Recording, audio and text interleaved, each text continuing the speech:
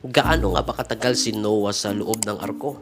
Pumasok si Noah sa arko noong siya ay 600 years old sa ika-17 ng ikalawang buwan, Genesis chapter 7 verse 11 hanggang verse 13. Lumabas si Noah sa arko sa ika-27 araw ng ikalawang buwan ng sumunod na taon sa Genesis chapter 8 verse 14 hanggang verse 15. Kaya nga, kung ipagpapalagay ng isang taon ay may 360 araw, nasa loob ng arko si Noah sa loob ng humigit kumulang na 370 days o mahigit na isang taon. Kaya nga napakatagal ng mga araw na iginugol ni Noah sa loob ng arko, pero sulit naman sapagkat yun ay inutos ng Diyos sa kanya, and I believe na sila ay nag-enjoy sa loob ng arko kasama ang kanyang pamilya, kasama yung mga hayop na tinulungan siya ng Diyos na maipasok doon sa loob ng arko, and they are enjoying.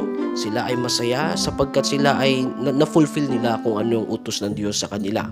At higit sa lahat, naligtas sila mula sa judgment ng Diyos sa sanlibutan ito.